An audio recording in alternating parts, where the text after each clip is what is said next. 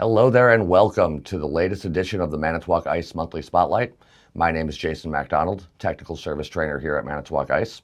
Today we're going to talk about the Neo with onboard filtration service limit number 2. As we do with every one of our spotlights, there will be a seminar quiz that you can take online after you watch the presentation.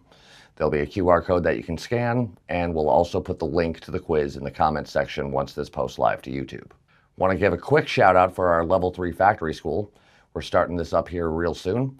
By the time you viewed this, there may be a chance that we're actually in the middle of one of our schools, but there's a QR code down below that'll take you to the website to see what we're offering, when we're offering it, and then you'll also see the registration form on that page to be able to see what the cost is, what we cover, and what we don't cover. All right, so service limit number 2. We're going to talk about how to retrieve that and what the definition is. So how do we retrieve our service limit? The machine's not running, the wrench light is lit solid. That is letting you know that this ice machine has shut down and locked out on one of its 3 service limits.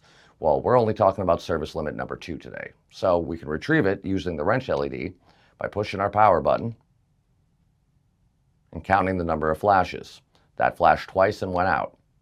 Or we can go to the control board and get this information.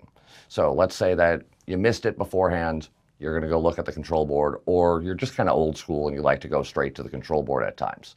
You can still do that. So go to the control board. You'll see that the bin switch light will be lit, assuming that the damper is in the up position. And now the safety 2 LED is lit solid. Understand we're calling it a service limit. On the board, though, it calls it out as a safety number 2. So what is service limit number 2? It's a long harvest cycle. If you have 3 consecutive 7-minute harvest cycles, the machine is going to shut down and lock itself out.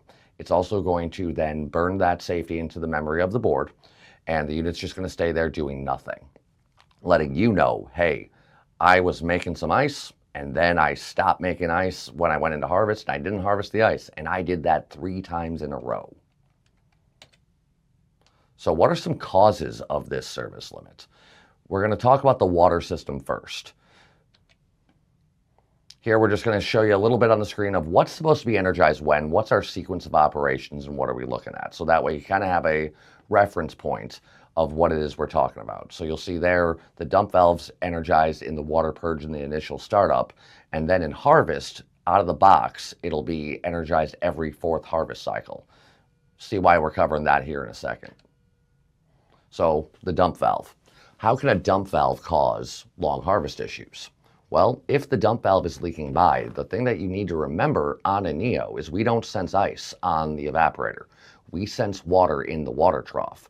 So if you've got a slight leak by on your dump valve and you're losing water while you're moving water over the evaporator to convert it into ice, once that water trough goes empty, the machine's supposed to go into harvest now. Well, you're losing water instead of converting it into ice on the plate.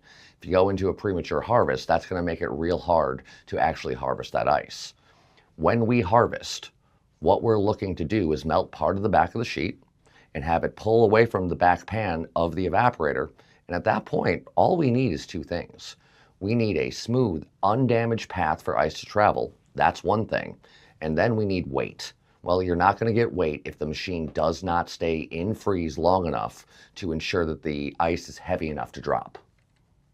So leaking by dump valve will lead to shorter freeze cycles, and then it'll lead to long harvest cycles, depending on how short that freeze ends up being and how bad that dump valve is leaking by.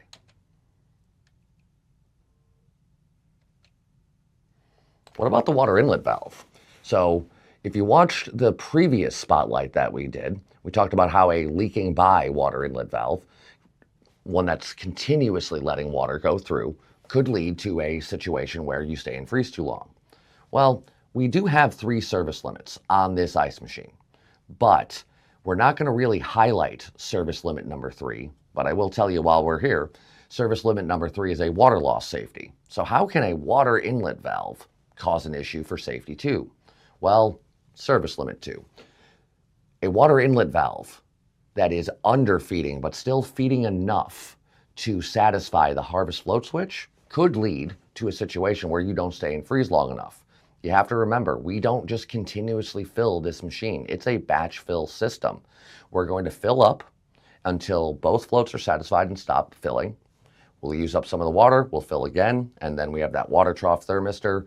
That'll give us another fill. We're not really going deep into the sequence of operations on this. We did that back in July. Feel free to see our other videos. If that valve underfeeds, it will shut down eventually, regardless of if the high float, the ice thickness float switch, has ever been satisfied. Well, if it never satisfied, but the harvest float did, you're going to stay in freeze, but you're going to run out of water way too fast. And what's going to happen is you're going to go into a premature harvest. It's hard to troubleshoot harvest system issues if you do not have a normal freeze first. I'm going to tell you it's practically impossible. You need to make a full sheet of ice before you try to troubleshoot what's wrong with your harvest sequence.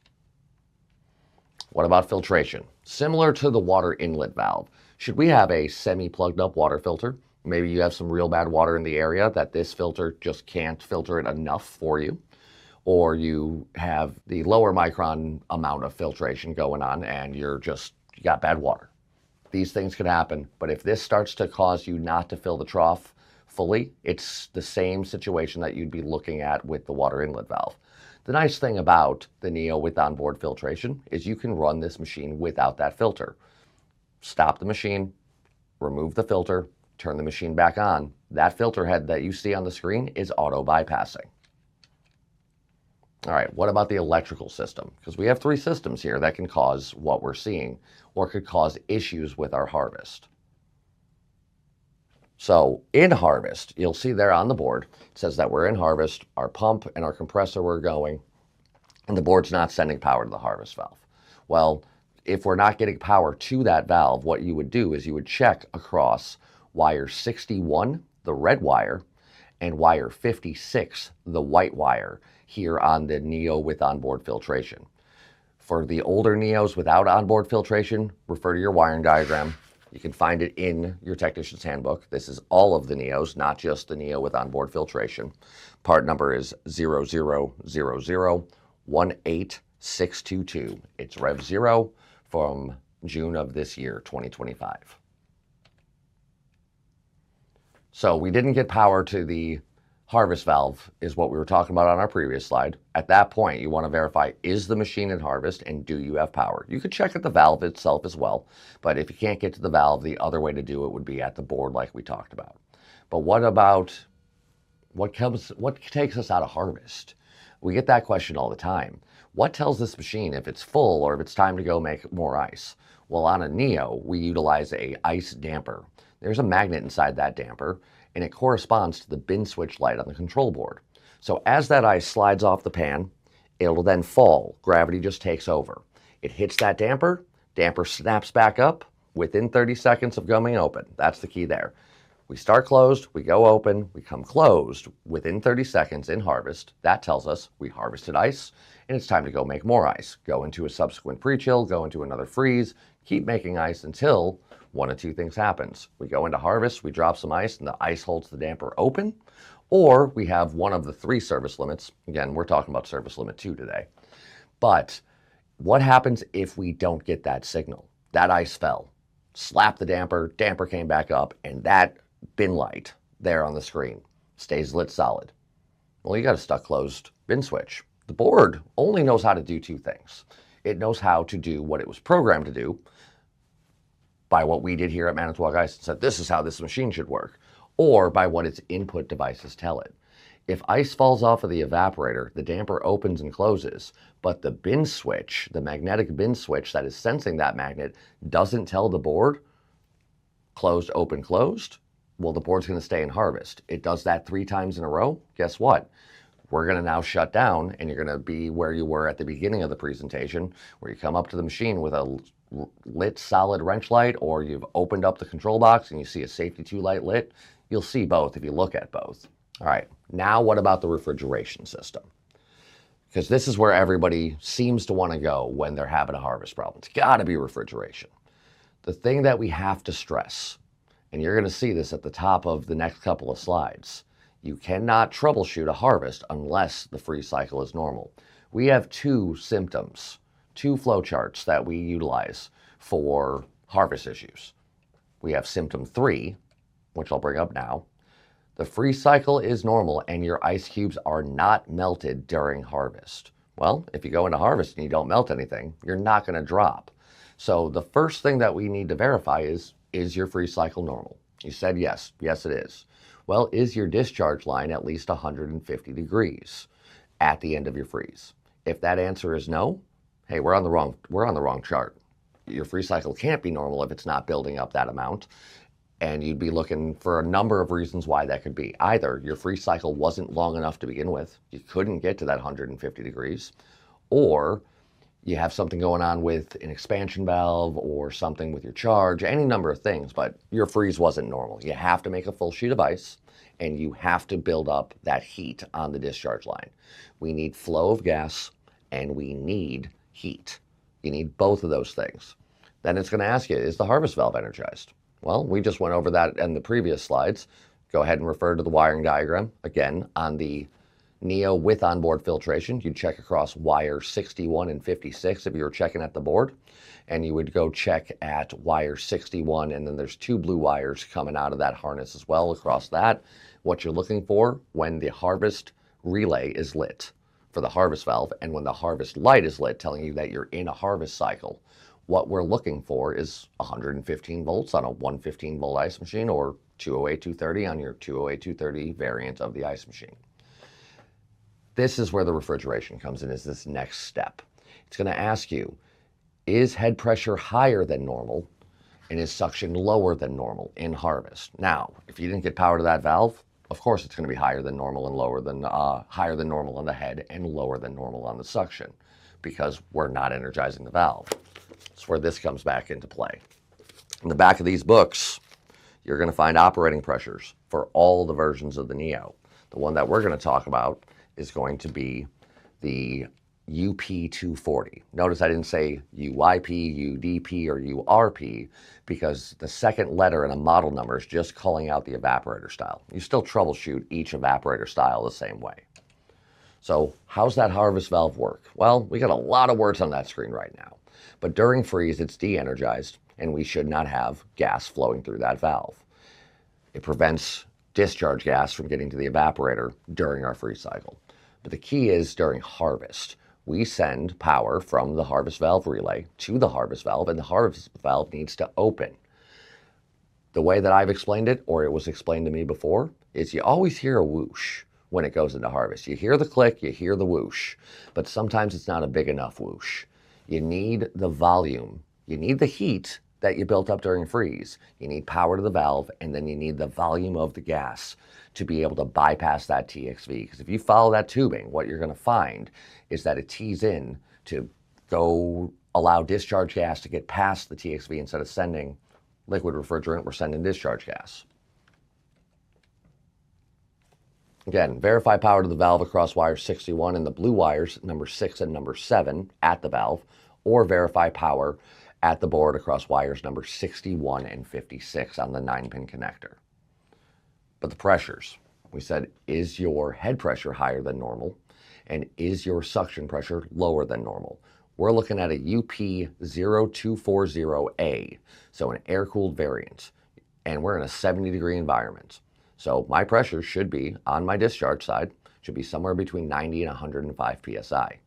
My suction should rise from where it ended in freeze and climb to between 60 and 70 psi.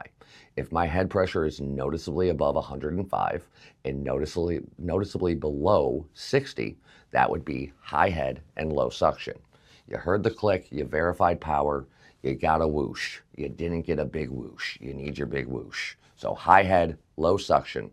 I'm going to keep stressing that at least one more time, because I don't care if we're talking about a Neo or if we're talking about a big old quiet cube ice machine, Indigo Next kind of thing. Harvest valves fail in a Manitowoc this way. You have power, and if the valve did not open mechanically, your head pressure will be higher than normal and your suction will be lower than normal in your published charts, which you can always find in your technician's handbook. So let's see what that looks like on our gauges. All right. Head pressure came down, but not a lot. It came down to 157 psi. Our suction rose, but not enough. It only came up to 45. We told you what those pressures were supposed to be on the last slide. Well, knowing what I know about the fan on this machine, that fan is not controlled by the board, it's controlled by a pressure switch. And that pressure switch cuts out and the fan turns off at 150 psi. If you've got accurate gauges, we do give a grace period of a grace range of plus or minus 5 psi when it comes to the cut in and cut out. But let's say that these gauges are accurate, your fan would still be running. We said it was 70 degrees in the room. I would have expected you to drop well below the set point of the fan cycle switch. We came down to 90 to 105 according to the chart, and you didn't. You came down to 157. Your suction only came up to 45. Guess what, everyone? You got a whoosh, you didn't get your big whoosh. So you got to get your big whoosh. Follow good refrigeration practices. Follow the laws for your local municipalities or your states when it comes to R290, such as this machine runs on, and verify what you need to do. Cut out that valve, brazen a new one while you purge with nitrogen, pull a vacuum, charge that system back up, get a valve that will open mechanically, because the one in this machine that we're talking about, it ain't opening. So we got to get one that opens. All right, there's another part of long harvest that will cause us issues. It's called symptom number 4, and I like to refer to it as meltout. Let's see what that looks like. Again, the key, ice machine will not harvest. The freeze cycle is normal. What is normal?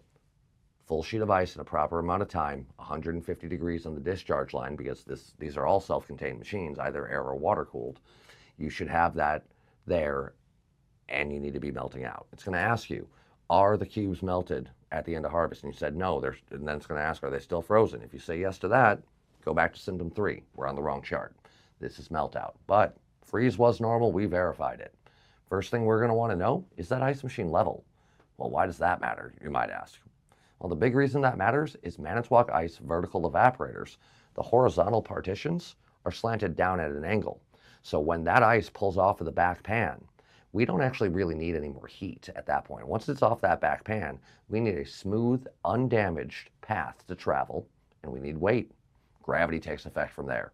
It tumbles into the bin, slaps that damper slaps back up, you go back to making more ice. So if the machine's not level, especially we're saying, hey, it's got a backwards bubble, let's fix that so that way we don't undo the advantage of our partitions, specifically our horizontal partitions. What about that evaporator though, other than being level? Is it dirty? Is it damaged? Is there frame, gasketing, any number of things that causes ice to freeze where it's not supposed to and hang on? How's the plating on that evaporator? Our evaporators are made out of copper and then they're coated in nickel because that nickel is as smooth as the ice. Well, if you've got bare copper, copper's porous. It's going to be a lot harder to slide when you got microscopic holes that you're freezing into. You're going to be trying to yank off ice now. Don't want to be doing that either. The one key that you have to remember when it comes to inspecting an evaporator, it's got the same problem that a black car does in the rain. It looks really clean when it's wet.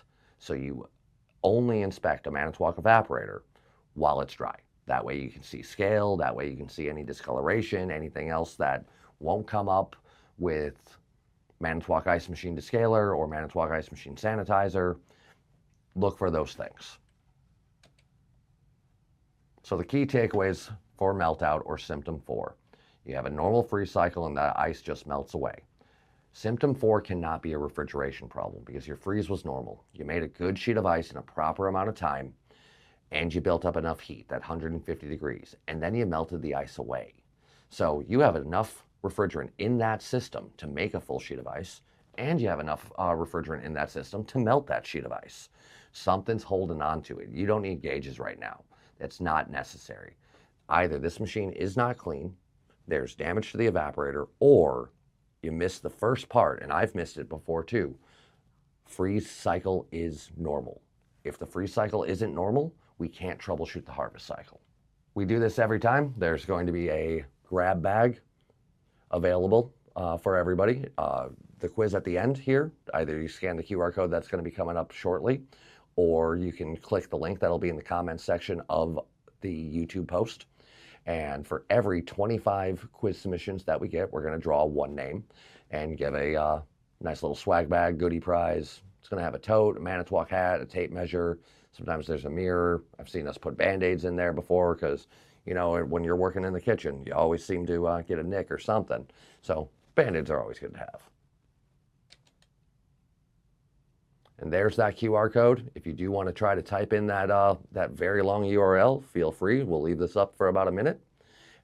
What we'll do is we will end up putting this into the comment section again, so that way if you can't scan the QR code, you have the chance to just click the link. I'd like to thank you guys all for watching. Again, my name is Jason MacDonald, Technical Service Trainer here at Manitowoc Ice. Training's important to me. Training's important to my counterpart, Josh. Training's important in this industry. So take the chances with the video training, with our field trainings, and if you want to come, we talked about the factory school at the beginning of the presentation, please reach out. Love to have you here in Manitowoc, Wisconsin.